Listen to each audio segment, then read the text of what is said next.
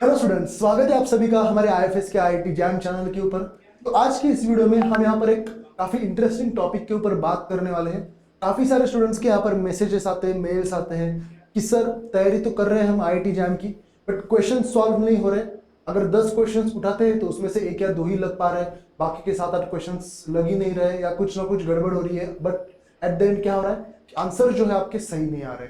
तो यहाँ पर हम कैसे वर्क करें, कैसे इस एरियाज को हम कवर करने की कोशिश करें, जिससे हम जो फाइनल एग्जाम दे आईआईटी जैम का तो वहां पर इन मिस्टेक्स को हम अवॉइड कर सके। ठीक है, तो इसके ऊपर आज हम इस वीडियो में बात करने वाले हैं, तो एंड तक इस वीडियो को आपको जरूर देखना, बहुत हेल्प करेगा ये चीजें। चलिए, तो पहला पॉइंट हम यहाँ पर लेकर आए हैं, आइडेंटिफाई वीक एरियाज। ओके, मान के चलो कि फॉर एग्जांपल आपने 10 क्वेश्चंस यहाँ पर ली है प्रैक्टिस करने के लिए, सॉल्व करने के लिए, कोई भी ले लो। फॉर एग्जांपल मान के चलते 10 प्रीवियस ईयर क्वेश्चंस लिए हैं, उसमें से मान के चलो कि 3 क्वेश्चंस आपके सही आए सिर्फ, और 7 जो क्वेश्चंस है वो आपने गलत कर दिए। अब 7 क्वेश्चंस क्यों आपके गलत हुए हैं वो आपको चीजें नोट डाउन करनी पड़ेगी। ये एक तरीका होता है इन एरर्स को मिनिमाइज करने का। बात समझ में आ रही है? तो अगर 7 क्वेश्चन है उसमें से अगर आपको पता चल रहा है कि किसी एक क्वेश्चन में आपने यूनिट कन्वर्जन गलत कर दिया है, फॉर एग्जांपल कोई एक दूसरा क्वेश्चन है ऑर्गेनिक का जहां पर आपको उस रिएजेंट का काम क्या है वही नहीं पता है, या कोई इनऑर्गेनिक का क्वेश्चन है जिसमें आपने ऑक्सीडेशन स्टेट ही गलत निकाल दी है, तो ये कुछ एरियाज है जो आपको पता करने हैं कि अच्छा यहाँ पर मैं वीक हूँ, ये रिएजेंट मुझे पता नहीं है, इसका मतलब मुझे रिएजेंट्स को रिवाइज करना है। तो इस तरीके से इस चीजों को आपको प्रोसीड करते रहना है। तो यहाँ पर हमने वही लिखा है कि pay attention to which types of questions और topics are causing the most difficulty and focus on improving those specific areas.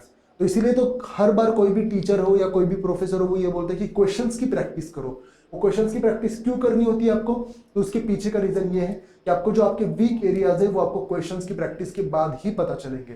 तो इनिशियली अगर आपको 10 क्वेश्चंस में से 2 या 3 क्वेश्चन सही लगेंगे, तो एक पॉइंट ऐसा आएगा जब आप इन चीजों के ऊपर काम करने लगोगे तो उस 10 में से 3 है के बदले आपके जो 5 क्वेश्चन सही आने लगेंगे, फिर उसके बाद 6, 7, 8। जब तक आपकी आईआईटी जैम की एग्जाम पास आएगी, आपका ये जो नंबर है, एक्यूरेसी लेवल जो है वो आपकी ऑटोमेटिकली क्या हो जाएगी, यहाँ पर इंक्रीज होती जाएगी। तो पहला आपको काम करना है आइडेंटिफाई वीक एरियाज, कि कहां पर आपकी मिस्टेक्स हो रही है, क्या क्या चीजें आपकी वीक है, क्या क्या आपकी चीजें स्ट्रांग है, उनको आपको पहले तो जानना है। ठीक है, आगे अगर यहां पर मैं बात करूं तो रिव्यू दी बेसिक्स। यहां पर हमने क्या लिखा है, review the basics, go back and ensure you understand the foundational concepts of the topic, often difficulties arise where the core concepts are unclear. Okay, कोई भी अगर एक चीज हम खड़ी करते हैं, कोई भी एक बड़ी फाउंडेशन लेते हैं, तो वो चीजें किसके ऊपर आपकी डिपेंड करती है, आपकी बेसिक्स के ऊपर, आपके बेस के ऊपर।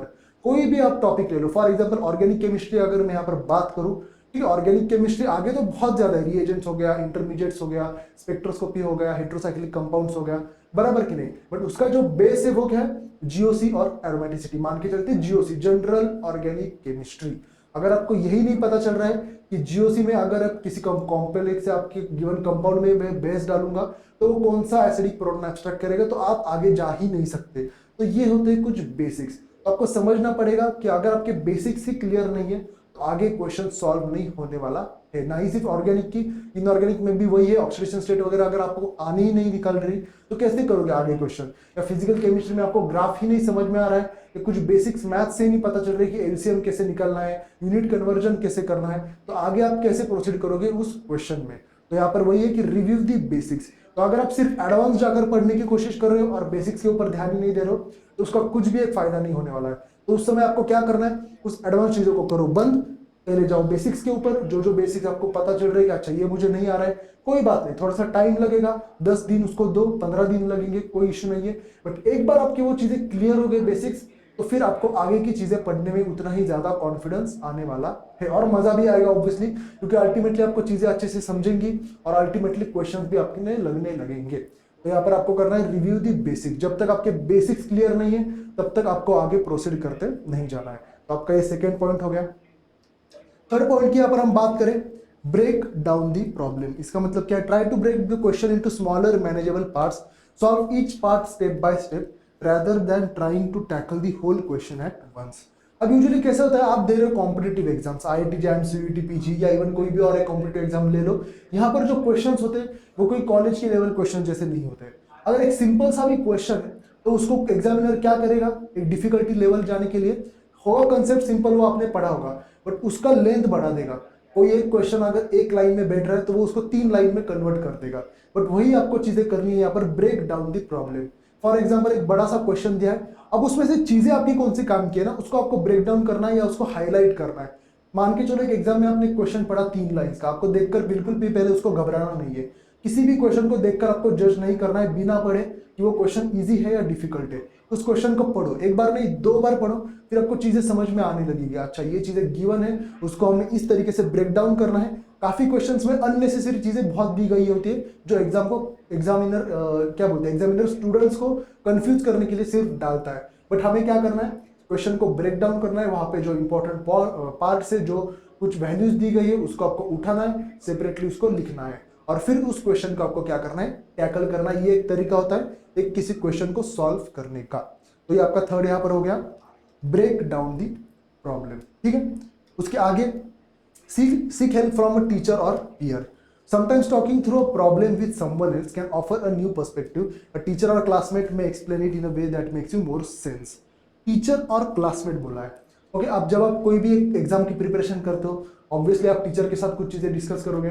कुछ बच्चे टीचर के साथ नहीं जाते, टीचर के पास नहीं जाते, बट मान लो वो कोई अपने दोस्तों के पास जाते हैं, उनके साथ डिस्कस करते हैं। तो ये चीजें आपको करनी है, इससे आपको ही हेल्प मिलेगी।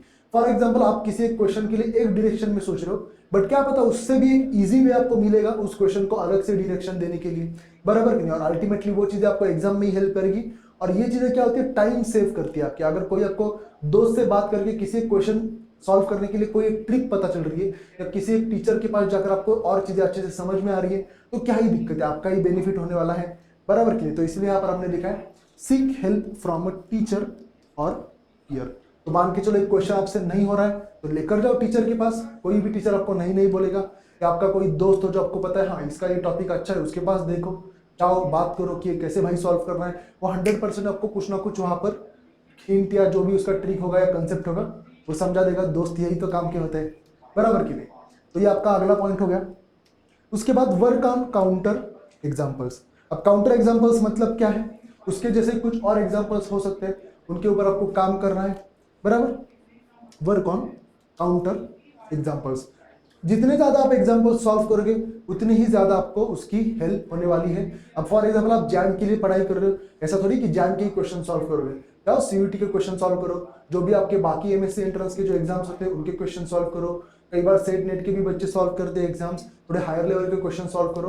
तो अल्टीमेटली ये आपको ही चीजें क्या करने वाली है, हेल्प करने वाली है। Do continuous practice. अब हर कोई एग्जामिनर या एग्जामिनर नहीं, टीचर या प्रोफेसर जो होता है वो यही बोलता है कि प्रैक्टिस करो, क्वेश्चंस की प्रैक्टिस करो, क्योंकि उसको उसका इंपॉर्टेंस पता है। क्योंकि जब आप एग्जाम से पहले 100 क्वेश्चन सॉल्व करोगे तभी आपके एग्जाम में जाकर 10-20 क्वेश्चन सही आने वाले हैं। एक छोटा सा कंसेप्ट है, उसके ऊपर आप जब एग्जाम से पहले जब आप पढ़ाई कर रहे हो, प्रिपरेशन कर रहे हो, 50 क्वेश्चन सॉल्व करते हो, तब वो जाकर उसके ऊपर जो एक क्वेश्चन पूछेंगे वो आपको एग्जाम में सही आने वाला है। ऐसा तो होगा नहीं जो क्लास में पढ़ा रहे थे तब जो 5-10 क्वेश्चन आपने सॉल्व किए तो वैसा ही क्वेश्चन आपको एग्जाम में देखने को मिलेगा और उसको आप सॉल्व कर दोगे, ये बिल्कुल नहीं होने वाला है। तो इसलिए कहा जाता है डू कंटिन्यूअस प्रैक्टिस। आपको प्रैक्टिस बार बार यहाँ पर करनी पड़ेगी, उसके लिए कोई एक अल्टरनेटिव ऑप्शन नहीं है।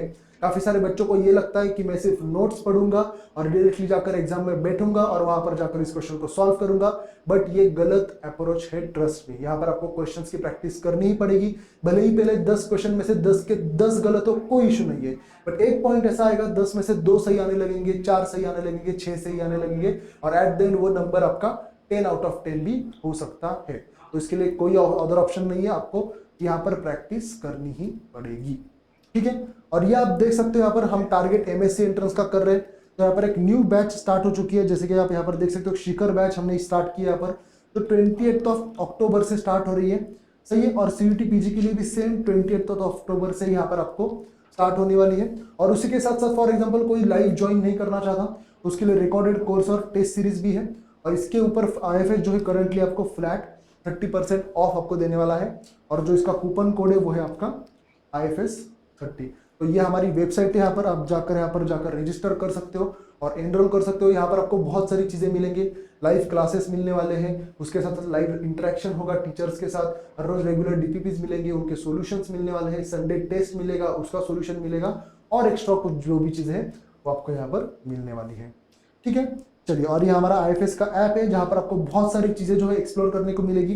Prime classes, recorded courses, ranker strategies, practice questions, teachers handout, PYQs, paper analysis, cut offs और बहुत सारी चीज़ें जो है आपको यहाँ पर एक्सप्लोर करने को मिलेगी। ठीक है, चलिए आई होप आपको ये वीडियो हेल्पफुल रहा होगा। So all the best for your preparation and happy learning.